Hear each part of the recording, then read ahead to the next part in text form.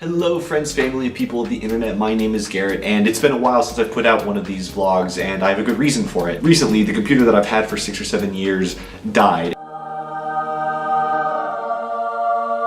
and I had to get a new one. And it turns out it's hard to make a vlog when you don't have anything to edit it on. But I finally got a new computer, and so I shouldn't have any more super major delays and can hopefully get stuff out more regularly to keep you guys up to date with everything that's happening. And this actually brings up something that I kind of want to talk about. It's interesting being here for almost 3 months now. I kind of have an idea of how to communicate with people to a very minimal degree, enough to get by, but there are certain language barriers that are a lot more specific that I've kind of encountered. And one of those was asking questions about my new computer. I had a very specific set of hardware requirements that I wanted to keep with it, and so it was robust enough to handle all the video editing that I want to do. And so asking questions like that is not exactly the first thing that they teach you when they teach you a new language. And so I had no idea how to ask. And so there was a lot of Google Translate and online chat help and all that kind of stuff to finally get everything situated. So it started with one of my friends here letting me borrow his computer so I can go through and do all the research I need to get everything situated and know what I need to buy. But the problem is there's some complications in ordering something with a foreign card on a Korean website, on the Korean version of Apple. And so I had to use the Apple support chat to ask all these questions, but I was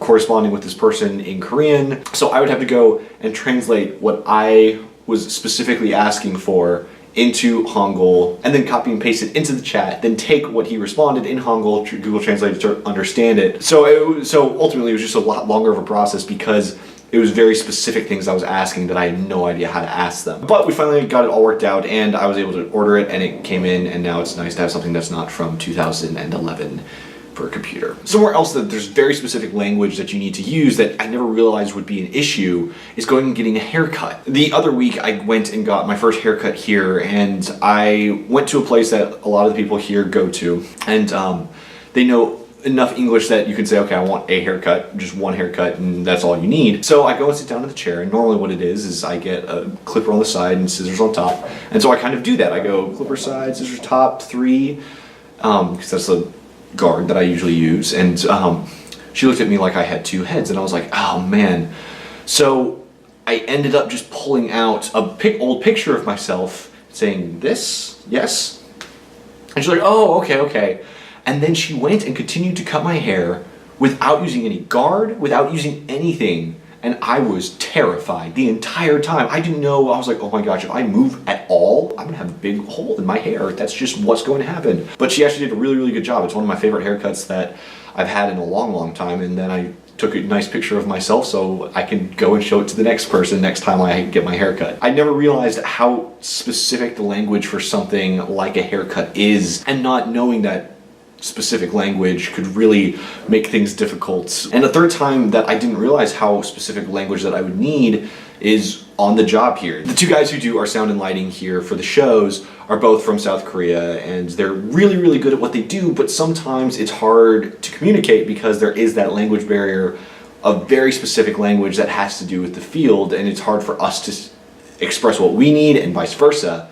And so that's been an interesting challenge of getting around that language barrier and communicating in a way that we both understand. And so it's sometimes hard for us to let them know what we want and them to let us know what they want. And it's an interesting experience going and working together and trying to get very specific lighting cues or sound cues to work exactly when we need to and to make ourselves understood. That being said, it's also really, really cool to be able to see something when everything is all worked out on both of our ends that come together despite the language barrier, and to see everything kind of agree with each other on stage with lighting and sound and all the stuff that we do. And despite that language barrier, we can all come together to make a really cohesive show. And I know it might sound kind of savvy, the whole coming together thing, but I find it really interesting that the specificity of everything that makes it difficult to communicate is also exactly why we're able to understand each other, is because we have this general goal, a general vision that we can work towards to make everything work together well.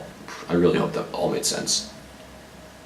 But anyway, I just found it really interesting that there are those things that you don't really realize are going to be major language barriers because of how specific they are, and those basic sentences you learn in phrase books and in textbooks and online lessons are all of the most general things that you'll hear every day, that you'll need every day, but then there are those really specific cases that you don't quite know and that you might need to find someone who knows the language a bit better to help you with. So thank you so much for watching. I'm glad that I'm able to be sharing things again, and be sure to like and subscribe to keep up to date with whatever is going on next. I have a couple of really cool things that I've gotten to do in the last week or two that I'm really excited to share, and you definitely don't want to miss some of the stories from that. So be sure to subscribe to keep up to date with all of that. You won't want to miss it.